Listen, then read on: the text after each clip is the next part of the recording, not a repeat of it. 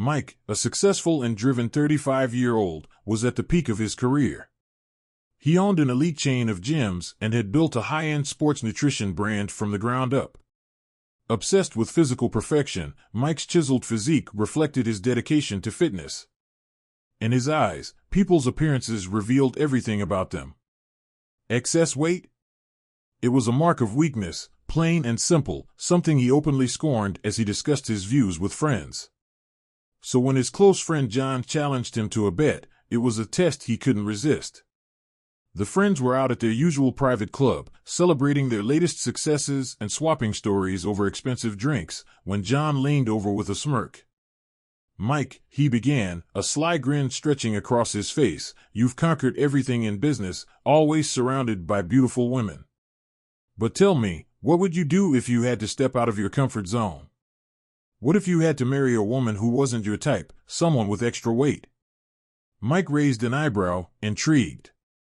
"You know I never turn down a challenge, John," he replied with a confident smile. "All right, then," John continued, laying down the terms. "Here's the deal. You marry a woman who doesn't fit your ideal, a woman with extra weight, and stay with her for 6 months, no divorces, no arguments. If you make it, we'll all pool our money and you'll walk away with a hefty reward. Just think about it, an easy fortune." The entire table erupted in laughter, encouraging the bet. Mike forced a smile, playing along, though the thought seemed absurd to him. Money wasn't an issue, it was the idea of proving he could control any situation, no matter how unappealing. "Who's the lucky woman, then?" Mike asked with exaggerated seriousness. John immediately replied, "I've got the perfect candidate, Inna Sergeeva. She's 33, works at the Central Library, and has struggled with her weight most of her life. She's nothing like the women you're used to." For Mike, it was a game. The challenge was too tempting to resist. With a smirk, he agreed, never imagining that this decision, taken so casually, would lead to one of the hardest lessons of his life. John wasted no time after Mike agreed to the bet. He called Inna Sergeeva, the woman he believed was an ideal choice for the challenge. Inna was a 33-year-old librarian at the city's Central Library, a reserved woman, known for her warmth but carrying a lifelong insecurity about her weight. Her life had been one of quiet routines, evenings spent reading or taking long solitary walks. To Inna, socializing meant time with close friends, not mingling in the high society circles where Mike usually thrived. When John called her, it was clear she hadn't anticipated hearing from him, much less with a proposition. "Inna, how have you been?" he greeted her with a friendly tone, casually asking about her day. After some light conversation, he came to the real reason for his call. "Listen, I have a friend, a successful businessman, really focused and genuine. He noticed you and would love to meet you. I think you'd like him." Inna was taken aback, unsure whether to laugh it off or take him seriously. She couldn't imagine why a successful businessman like Mike would be interested in her. "Are you sure he's interested in me?" she asked, suspicion creeping into her voice. "Absolutely. He mentioned he was looking for someone different, someone down to earth and genuine," John replied, trying to sound as persuasive as possible. After a long silence, Inna finally responded, "I guess I can meet him. But I don't know what he'd see in me." She let out a nervous laugh, feeling the old doubts about herself bubble up. From childhood, she'd been the target of teasing over her weight, which had only intensified her insecurities as she grew older. It seemed impossible to her that a wealthy, fitness-obsessed man could be interested in someone like her. But the more she thought about it, the more she saw this meeting as an opportunity to break away from her usual routines, maybe even enjoy herself. With a shaky voice, she told John, "All right, I'll give it a chance." The night of their first meeting came quickly. Inna's wardrobe was a testament to her reserved nature, simple, modest clothes, mostly dark-colored to avoid drawing attention to herself. She selected a black dress she felt comfortable in, one she hoped would make her look elegant without standing out too much. But as she checked herself in the mirror, she couldn't shake the feeling that she didn't belong in Mike's world. "I'm nothing like the women he's used to," she muttered under her breath, doubt creeping back in. The restaurant was in one of the city's most exclusive districts, with a reputation for luxury. When Inna arrived, she felt even more out of place. Mike was already seated at a table near the back, observing her as she approached. He kept his expression neutral, concealing the immediate judgments forming in his mind. She wasn't like the women he usually dated. To him, she was ordinary, far from what he considered attractive. Yet he reminded himself of the bet he'd already agreed, and now the game had started. "Hello, Inna," he said, standing up and offering a warm, practiced smile. He extended his hand to greet her, keeping his expression charming and polite. Inna gave a shy, nervous smile, her cheeks flushed as she took his hand.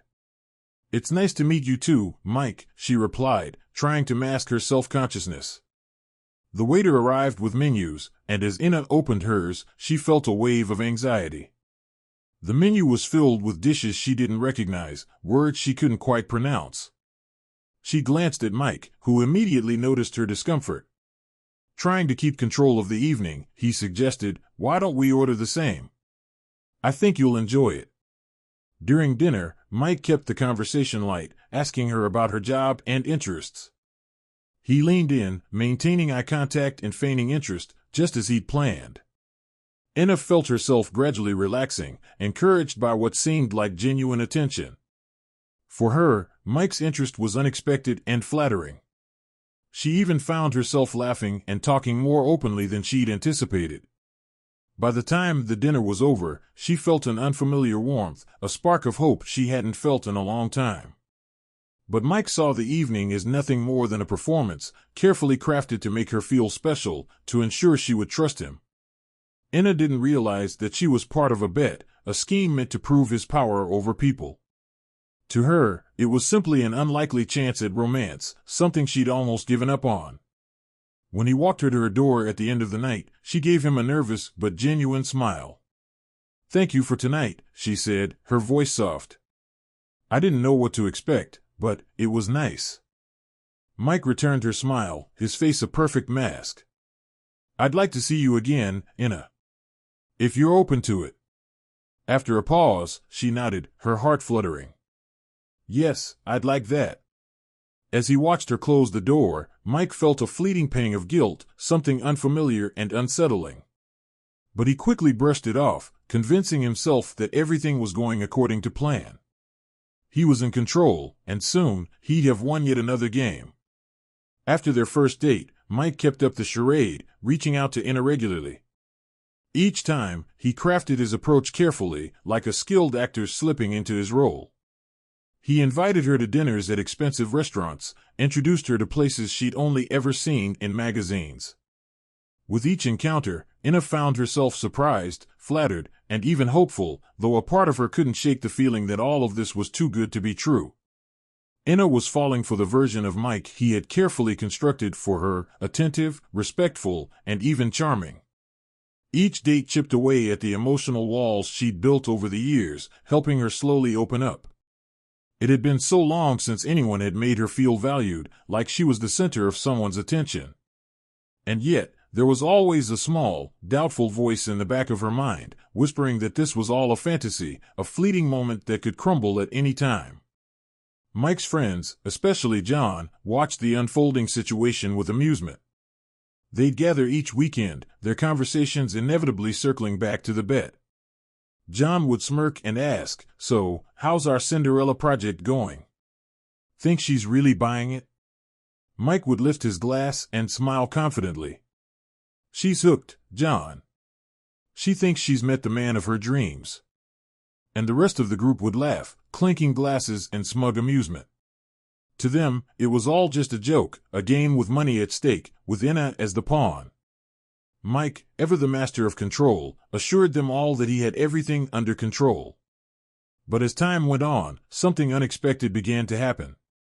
The more time he spent with Inna, the more her openness and sincerity began to unsettle him. She was nothing like the people he usually spent time with. Inna wasn't jaded or calculating, she was authentic, kind, and genuinely interested in the world around her. She'd talk about books she'd read, stories she was passionate about, and share details of her modest but contented life. She had dreams of her own, humble hopes that had nothing to do with status or wealth. One evening, as they walked along the riverbank after dinner, Ina hesitantly spoke up, her tone more vulnerable than usual. "Mike, I want to thank you for spending time with me. It's been a long time since I've felt like someone truly cared." Mike was caught off guard by the quiet sincerity in her voice. For a moment, he nearly forgot about the bet, the game, the pretense. He looked over at her, her gaze fixed on the water, her face softened by the glow of the streetlights. She looked different from anyone he'd ever dated, so unguarded, so genuine that it made him uncomfortable in a way he couldn't explain. Trying to keep his composure, he replied, "I care about you, Ina. I wouldn't be here if I didn't." Ina's smile was shy but hopeful.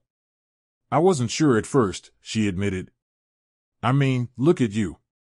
You could be with anyone, someone who fits your world better. But you chose me." Her voice wavered with an honesty that left him unsettled.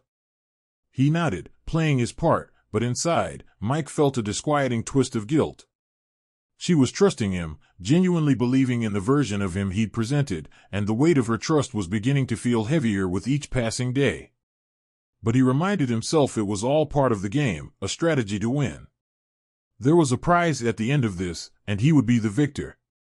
Yet, in rare quiet moments, he'd find himself thinking about her, recalling things she'd said or moments they'd shared. Her laughter, her warmth, the way she looked at him with unreserved kindness. It was foreign to him, something he couldn't label or control. Ina, on the other hand, was slowly falling. She didn't know that she was the subject of a cruel bet, that every moment was a performance. All she knew was that, after years of believing she was invisible, Mike made her feel seen. The weeks rolled by, and the line between reality and pretense began to blur for Mike. What started as a game was becoming complicated. His friends continued to egg him on, especially John, who kept reminding him of the prize money and the half-year marriage deadline. But each time Mike met up with them, he felt an unease gnawing at him. Somehow, gloating about his plan no longer held the thrill it once had. Instead, it left a bitter taste. Ina was becoming a fixture in his life. Her stories, her vulnerability, and her unfiltered honesty seemed to chip away at the facade he'd built around himself. One evening, after an elegant dinner, they sat in his car, neither wanting the night to end. The city lights reflected in the windows, and a comfortable silence hung between them. Finally, Ina broke the quiet, her voice soft but steady. "Mike, I feel like I can tell you things I've never told anyone else. I don't know if that makes sense." He turned to look at her, caught off guard by the tenderness in her voice. "Of course, Ina. You can tell me anything." The words came easily, but for the first time, they felt like more than just a line. Ina took a deep breath, her hands fidgeting in her lap. "I've always struggled with my weight," she admitted, her gaze fixed on her hands. "Ever since I was a kid. And I know it shouldn't matter so much, but it does. I've tried to change. I've tried diets, workouts, everything. But nothing ever seems to stick, and I always end up back where I started." She looked up, her eyes clouded with emotion. "People look at me and see a person who's given up, someone without willpower or strength.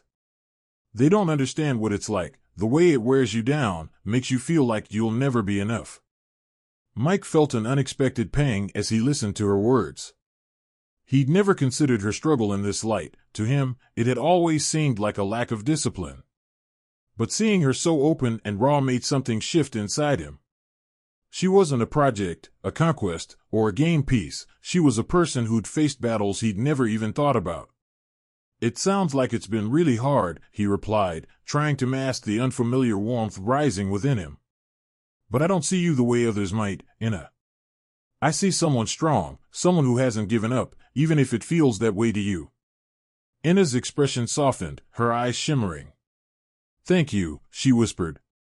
"I don't think anyone's ever said that to me." They sat in silence for a moment, the weight of her words settling between them. Mike looked at her and felt a strange mix of emotions, a quiet admiration, a respect he couldn't deny, and, buried beneath it all, a creeping sense of guilt. This was the woman he'd led on, the woman he was planning to marry as part of a bet, and yet here she was, sharing her deepest insecurities with him, trusting him with parts of herself she'd kept hidden for years. For a moment, he considered telling her the truth, confessing the entire scheme. But the fear of losing control, of breaking the illusion, held him back. So instead, he reached over, gently squeezing her hand. "People don't see what I see," he said softly. "They don't see the real you." Enna's face softened, and she gave him a small, grateful smile.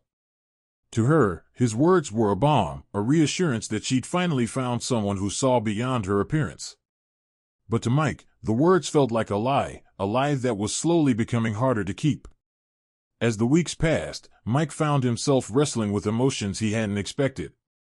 Enna's openness and kindness had become something he genuinely looked forward to, but the bet loomed over every moment they spent together. His friends' jokes grew louder, and John's constant reminders of the prize money made it harder to ignore what he was meant to do.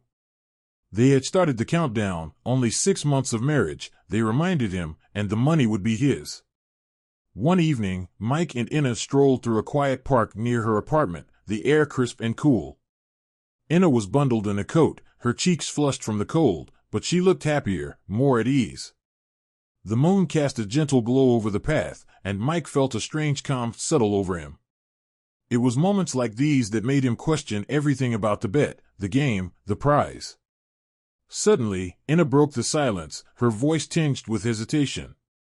"Mike, can I ask you something?" "Of course," he replied, his heart skipping a beat.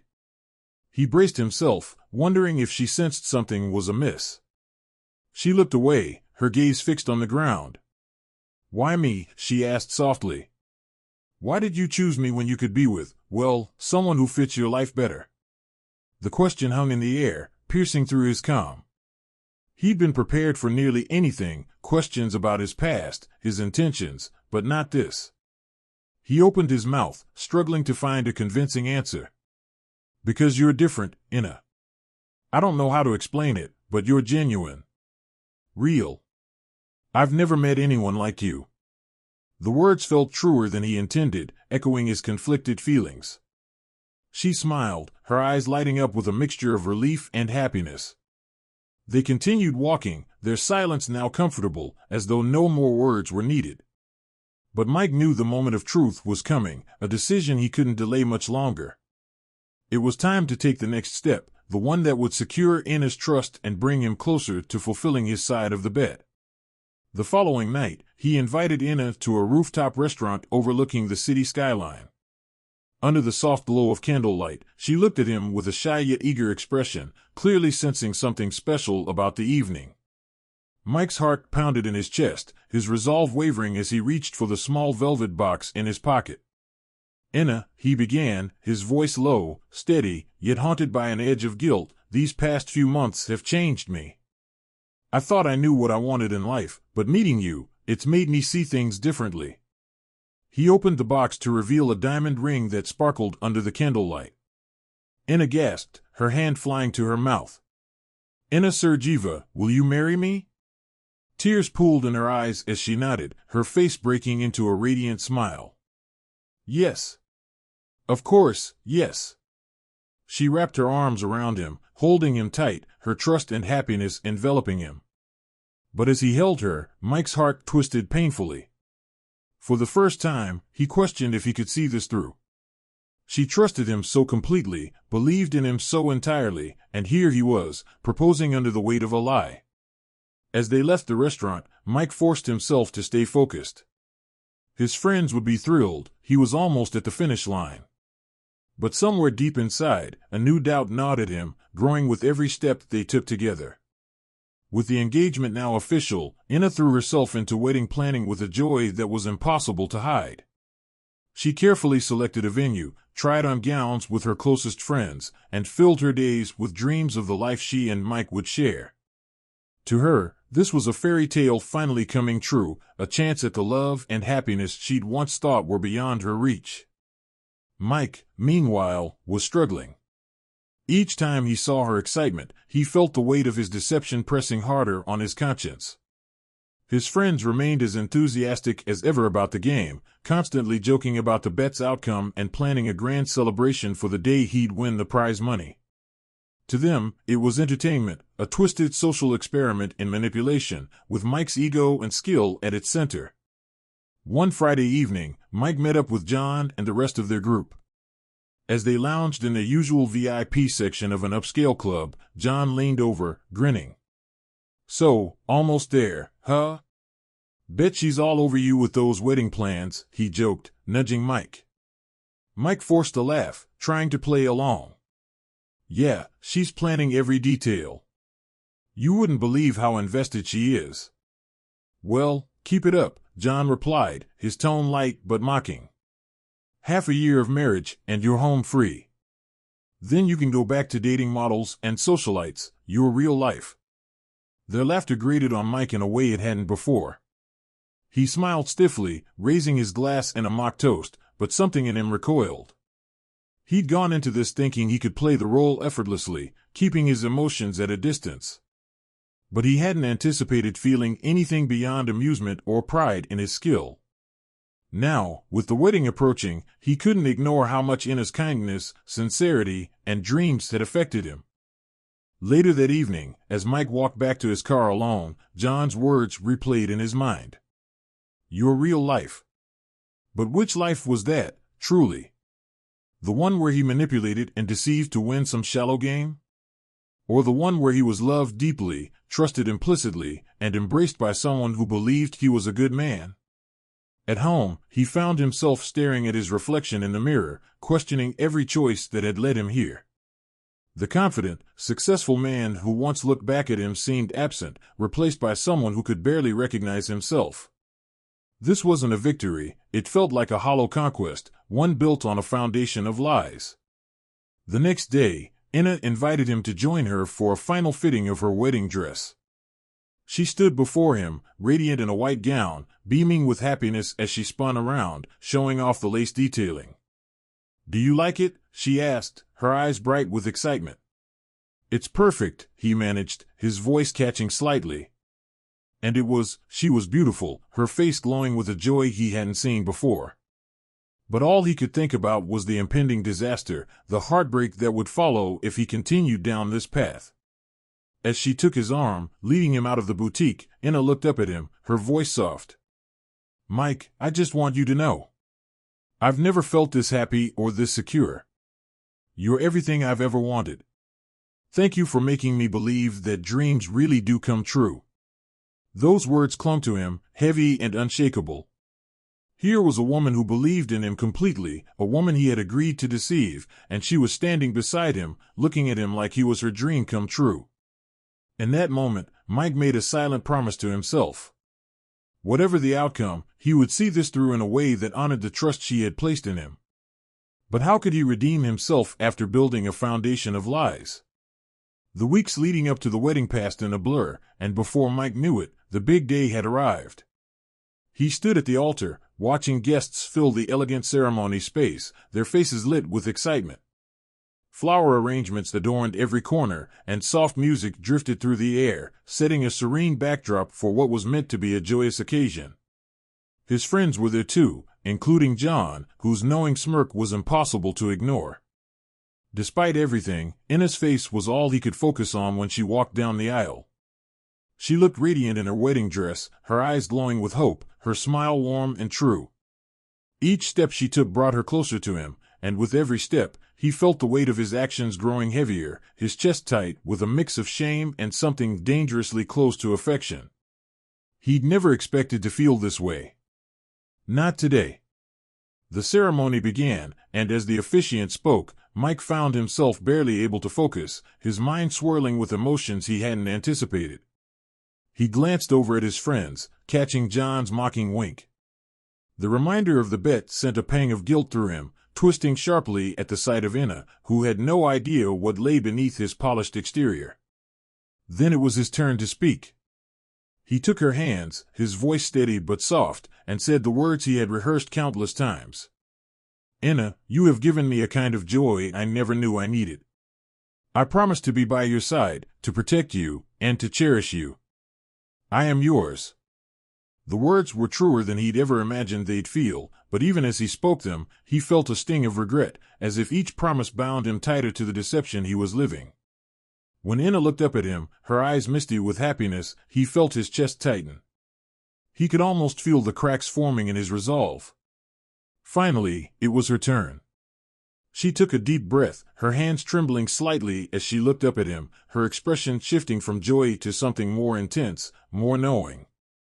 "Mike," she began, her voice soft but steady, "from the moment we met, I wanted to believe you saw something in me that no one else ever had. I wanted to believe you loved me for who I am." She paused, glancing at the guests and then back at him, her gaze unwavering. "But today, I'm here to tell you, and everyone here, what I've known for a while now." The room stilled, guests exchanging glances, sensing something unexpected was about to unfold. Mike's heart hammered as he realized, with dawning horror, what was happening. "I know about the bet," Inna said, her voice now strong and clear. Gasps rippled through the crowd, and Mike felt a chill spread through him, his carefully constructed composure shattering. Inna's gaze bore into him, filled with a strength and dignity he hadn't expected. "I know that to you, this was a game. A challenge. That every promise, every kind word, was just part of a scheme." Her voice cracked slightly, but she stood tall, her expression one of fierce resolve. "You saw me as a prize to be won. But today, Mike, you lose." The silence was thick, her words hanging in the air as every guest processed the revelation. Mike's friends, who had been laughing and joking earlier, sat in stunned silence, their faces blank with shock. As she released his hands, stepping back, Inna's eyes shone with unshed tears. "Thank you, Mike," she said, her tone calm yet filled with an unmistakable finality. "Thank you for helping me see my own worth, and for showing me that I deserve so much better than someone who sees me as a project or a bet." With that, she turned and walked back down the aisle, head held high, leaving him standing alone at the altar, his heart pounding as he realized he had lost something far greater than any bet.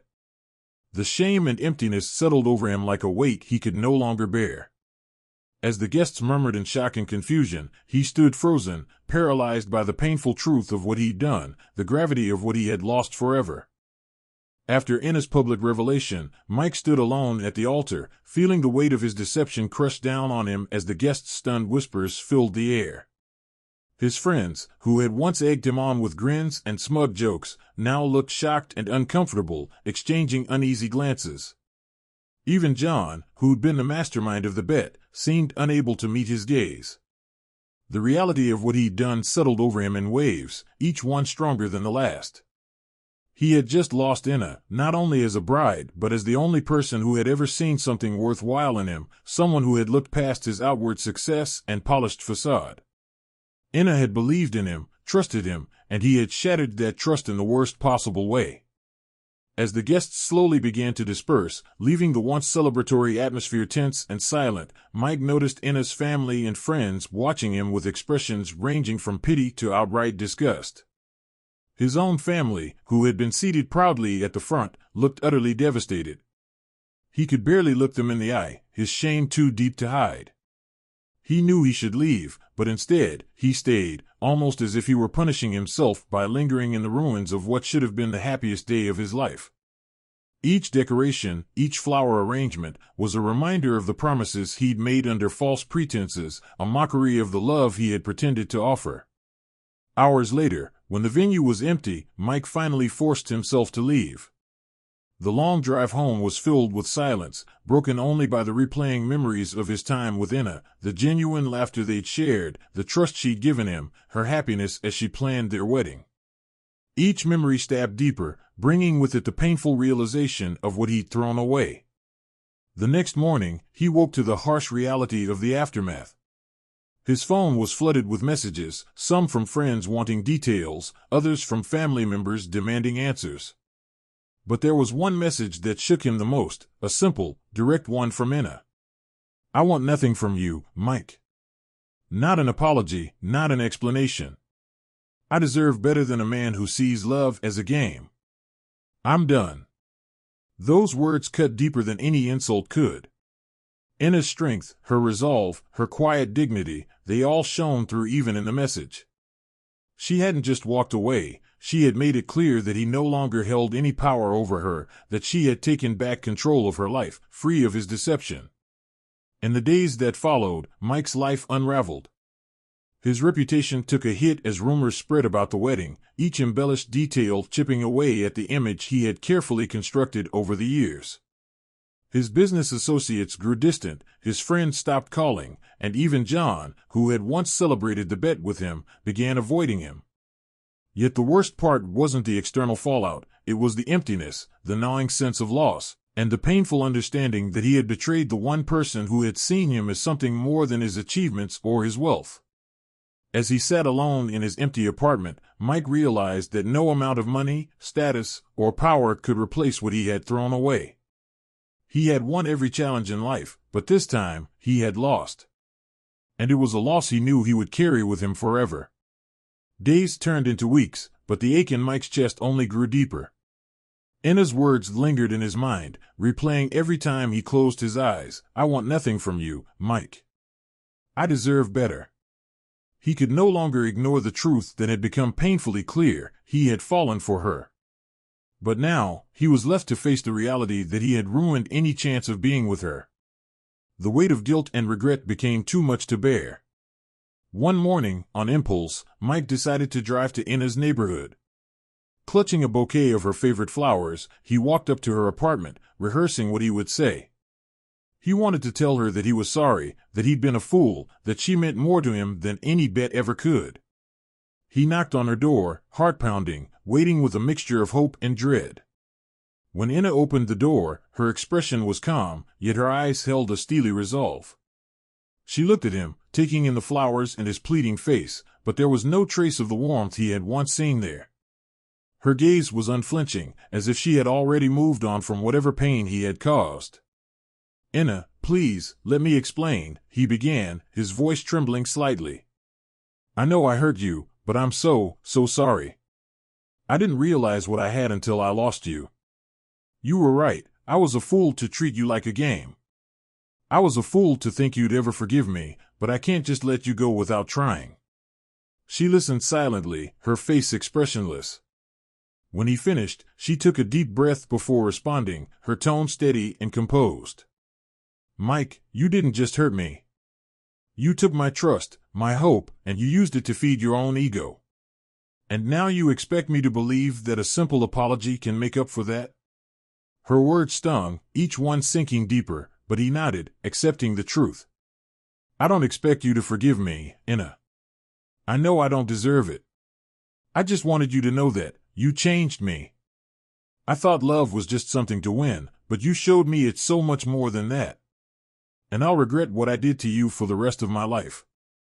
For a moment, her expression softened, a flicker of something unreadable in her eyes. But then she straightened, her voice unyielding. You were my whole world, Mike, and you treated me like a stepping stone. I've spent my life believing that I was never enough, and you only reinforced that belief.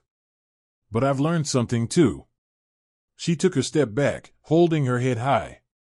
I learned that I don't need someone like you to feel valued. I am enough, with or without you. And I've moved on. The finality in her words was a blow he hadn't prepared for. She closed the door gently, leaving him standing in the cold hallway, clutching the flowers that now felt meaningless in his hands. As he walked back to his car, he felt a hollowness he hadn't known was possible, a realization that he had truly lost her, not just in this moment, but forever. Months passed after his desperate attempt to reconcile with Ina. Each day, Mike went through the motions of his life, but everything felt colorless and hollow. His lavish lifestyle, once filled with exclusive parties, designer clothes, and elite gatherings, had lost its appeal. The friends who had once laughed alongside him over the cruel bet gradually drifted away, uncomfortable with the silence he carried everywhere he went, a silence that reminded them of his public downfall. Even John, who had instigated the entire scheme, no longer called, his role in the debacle souring whatever loyalty they'd once shared. At work, Mike tried to bury himself in the routines of his business, focusing on the success that had once defined him. But something was missing. Every task, every meeting reminded him of what he'd lost, of the time he'd spent manipulating someone who had loved him unconditionally.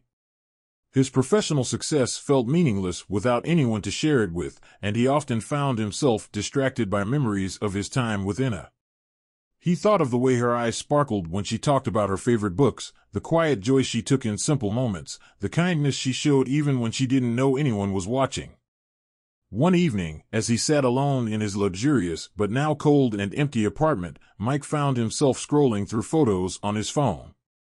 Among countless images from parties and social events, he paused on a single candid photo of Inna, taken during a quiet walk in the park. She had been laughing, her eyes alight with joy as she looked up at him, unaware of the camera. It struck him just how beautiful she was, not in the polished, superficial way he'd once prized, but in a way that was rare, genuine, and irreplaceable. That night, haunted by memories and regret, Mike decided to visit the park where he and Inna had shared so many evenings. The place looked exactly as it had before, quiet and peaceful under the soft glow of the streetlights. As he walked along the familiar path, he could almost hear her laughter, almost feel her presence beside him. He sat on a bench they'd once shared and let the silence settle over him, realizing with a painful clarity that he was truly, deeply alone. Months later, he heard from a mutual acquaintance that Inna had met someone new, a kind, compassionate man who loved her without pretense or manipulation. The news filled him with an ache that was both sharp and bittersweet. Inna had moved on, just as she'd promised, and she was finally receiving the love and respect she deserved. For Mike, that knowledge was a mixture of pain and relief. He had finally come to understand that his bed had cost him the only real chance he'd ever had at love, and he would carry that loss for the rest of his life.